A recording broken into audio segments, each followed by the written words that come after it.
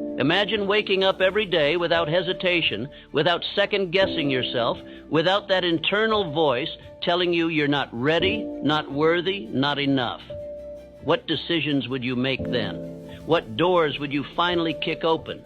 What dreams would you chase with reckless, unstoppable fire? Because the truth is, fear isn't the enemy. Surrender is.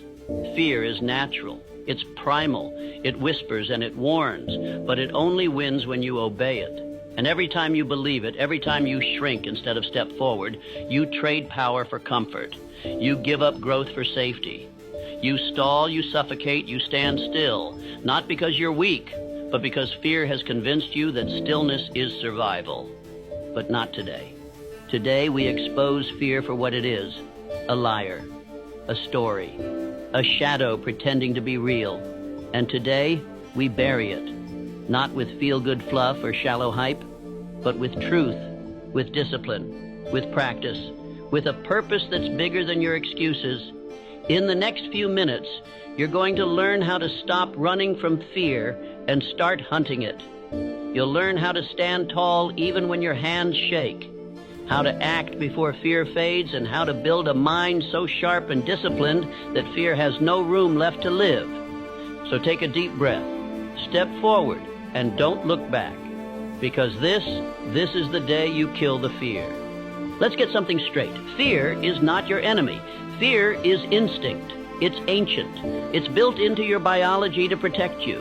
And in many ways, it's kept you alive. But what fear was never meant to do is lead you. It was never meant to be your guide, your counselor, your decision maker. Yet that's exactly what most people let it become. They let fear steer the wheel. And then they wonder why their life feels like it's going in circles. You feel fear when you're about to do something unfamiliar, something risky, something that threatens your comfort or control. That's not weakness.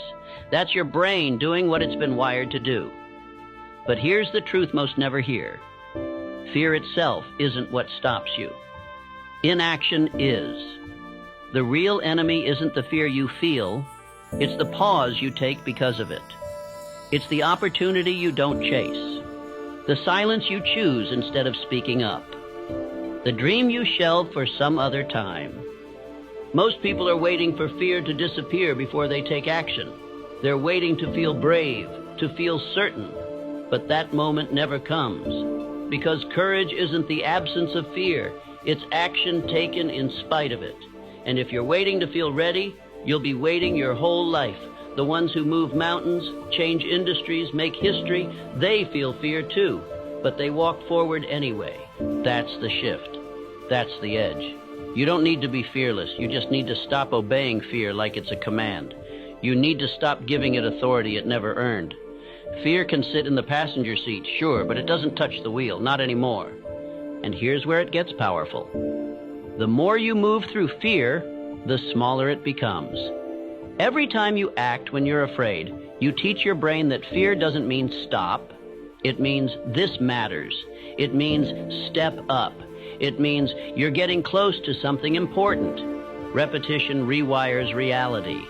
And the more you face fear head on, the less control it has over you. You become something fear can't live inside, because you've trained your mind to act before fear can settle in. So the next time fear rises in your chest, remember this. You don't need less fear. You need more movement. Don't analyze. Don't overthink. Don't negotiate. Just move, because fear hates momentum. And the moment you act, the fear begins to die. Fear is a master storyteller. It crafts lies so believable, so emotionally convincing that they feel like truth. But here's the brutal fact. Fear is a liar. And the most dangerous lies it tells are about you. It whispers that you're not ready, that you're not smart enough, talented enough, worthy enough, that if you try, you'll fail, that if you speak, they'll laugh, that if you chase that dream, you'll crash and burn. And because fear wears the voice of your own mind, you believe it. You accept it as reality, never realizing that it's just a story you've repeated so many times it became familiar. Not true. Just